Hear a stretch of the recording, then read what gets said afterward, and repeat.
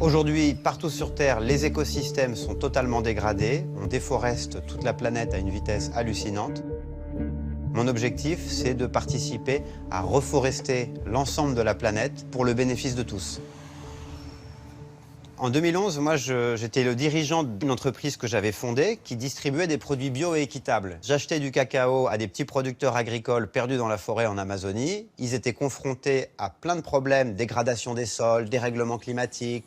Je me suis dit que planter des arbres avec eux, c'était un bon moyen de répondre à l'ensemble de ces enjeux. Et c'est comme ça que j'ai monté Pur Projet, mais complètement par hasard. Je pensais jamais que ça deviendrait mon métier, qu'il y aurait des entreprises qui seraient intéressées pour planter des millions d'arbres. Et ça m'a donné vraiment le sentiment que je pouvais à la fois entreprendre et être utile.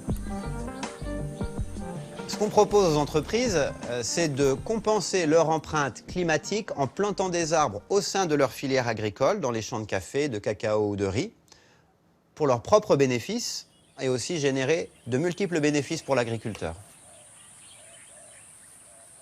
Aujourd'hui, c'est un jour important. On va être contrôlé par un organisme indépendant sur le partenariat que j'entretiens avec une entreprise de café. Bonjour.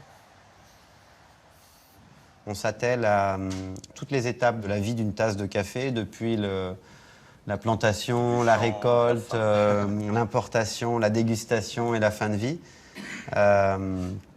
Et sur différents indicateurs, donc là le carbone qu'on a vu aujourd'hui, mais on s'intéresse aussi à la question de l'eau, des sols, de la biodiversité. On va notamment planter 2 millions d'arbres sur 4 ans, de 2014 à 2017, dont 1,2 million en Colombie. Donc on a beaucoup d'arbres à planter, ça va concerner 3000 fermiers, donc 3000 parcelles de café. C'est vraiment une question de l'avenir de l'entreprise. Il n'y aura pas demain du café de bonne qualité si on n'agit pas de manière profonde sur la filière d'approvisionnement. On est convaincu qu'il faut le faire et d'autre part, on sait qu'on va en tirer nous-mêmes le bénéfice.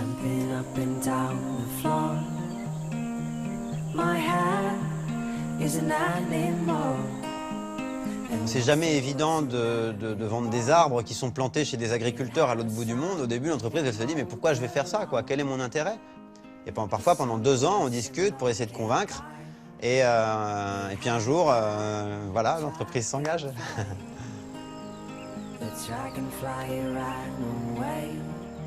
On plante aujourd'hui dans plus de 40 pays. On gère plus de 155 sites de plantation, à la fois en Afrique, en Asie, en Amérique du Sud, mais aussi en France. En fait, partout sur Terre, on a besoin d'arbres pour régénérer l'écosystème. C'est magique, les arbres. Vous plantez une fois un arbre, et après, pendant 50 ans ou 100 ans, il vous rend indéfiniment de multiples services écosystémiques gratuits. C'est un miracle. J'ai jamais vu quelque chose d'aussi généreux qu'un arbre.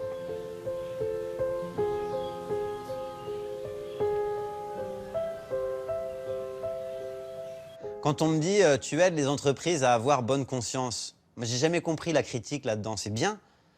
Il faut aider les gens à avoir bonne conscience en s'engageant, en étant positifs, qu'elles aient une bonne image et qu'on les plébiscite pour cela, parce que c'est comme ça qu'elles vont s'engager plus.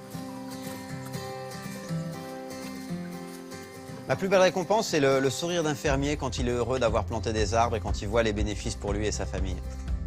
Ce qui définit ma vie, c'est de faire des projets qui vont avoir un impact social ou environnemental. Plus jamais je reviendrai dans une entreprise classique, c'est pas possible.